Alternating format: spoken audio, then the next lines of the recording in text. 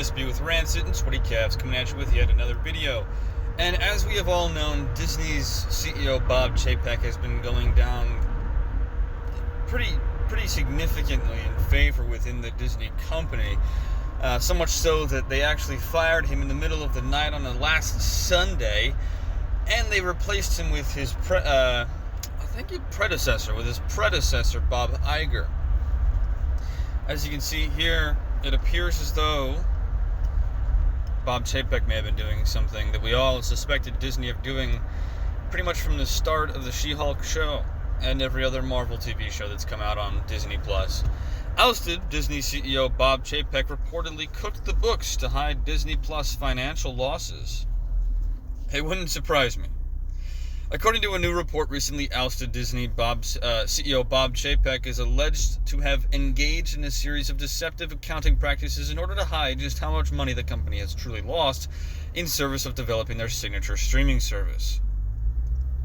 As per a collective decision by the House of Mouse board of directors following this poor showing during the company's disastrous Q4 earnings call, Chapek was removed as Disney CEO on November 20th, having served in the position for only 2 years. In his place, much to everyone's surprise, not really, the board chose to reinstate former CEO Bob Iger, a man who served as CEO, I think, for 15 years. I could have that number wrong. The board has concluded that as Disney embarks on an increasingly complex period of industry transformation, Bob Iger is uniquely situated to lead the company through this pivotal period. Explained the board's chairman, Susan Arnold, in a statement provided to the media. We thank Bob Chapek for his service to Disney over a long career, including navigating the company through the unprecedented challenges of the pandemic. Though the word on the exact reason for the board's loss of confidence in Chapek has not been publicly detailed, many have speculated that it was related to his abysmal handling of the Florida Parental Rights and Education Act debacle.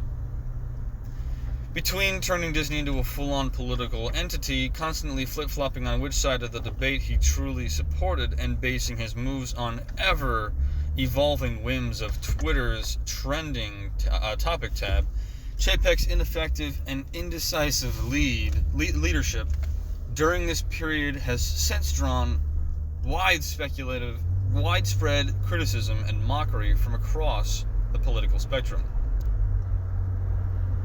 But it seems that Chapek's wild ride in Florida was not the sole reason for his removal, as the former CEO is also said to have been actively deceiving its investors.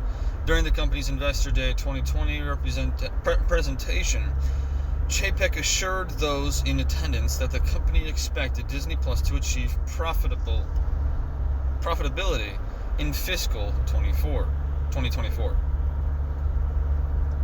However, as per insiders who supposedly spoke to the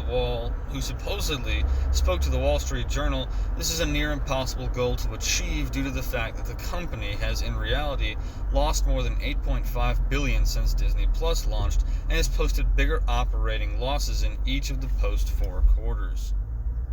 Further, in order to keep warning signals from blaring, Chapek allegedly took to airing some Disney Plus originals such as The Mysterious Benedict Society and the Doogie Kamal, I don't even know how to pronounce that, on the company's other networks. In doing so, Chapek could then list a given series budget on the respective networks' accounting sheets, thus making Disney Plus look more profitable than it truly was. This pitfall is said to have been the result of Chapek's unfettered spending on content, another subject on which the former Disney executives supposedly deceived investors on. While speaking at the aforementioned Investor Day 2020, Chapek assured attendees that in light of subscriber growth fueled in part by an ever-increasing level of output for Disney+, the company expected our content expense to be between $8 and $9 billion in 2024.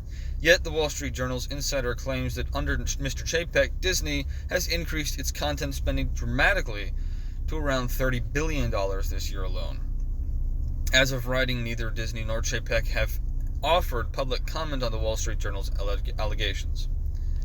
So, basically, this entire article is saying Chapek quite possibly massively fudged the numbers to make it seem as though Disney Plus isn't as big a loss as we all know it to be, and the Marvel shows that have been flopping left and right because of a lack in viewership haven't been hugely negatively detrimenting Disney Plus and Disney as a company as a whole. It's highly likely that Chapek is getting fired because he lost around $8 to $9 billion in revenue since the launching of Disney Plus, and it's highly likely that Chapek will remain out because of how much money he cost the company. Now, is Bob Iger going to fix any of the problems that led to the massive loss in cash flow? Probably not, but it probably will restore faith in a couple of people who haven't been looking at this very closely.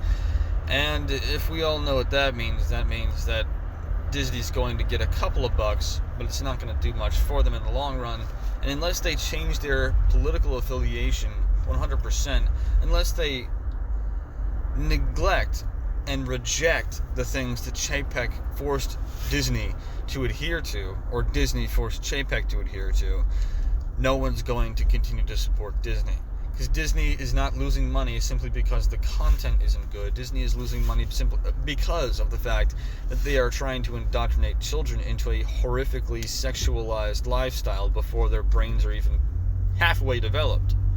And it's only gotten worse as the time has gone on, and Bob Iger is no different. He's the one who started all this bullcrap in the first place. Bob Chapek just picked it up where it was left off and kowtowed every step of the way. I don't think there's going to be much of a change at Disney, and I think that Disney is still going to go under because of the massive missteps that they have taken. And I don't think anything they say or do right now would change anyone's minds on them. But let me know you guys' thoughts, alright? Make sure to leave a like, comment down below your thoughts, share this video out there with your friends, subscribe, hit that bell notification icon so you don't miss a single video that I upload. And make sure to check me out on Rumble, Patreon, and Twitter. I leave links to those in the description below. I hope you guys have a great day and a great rest of the week.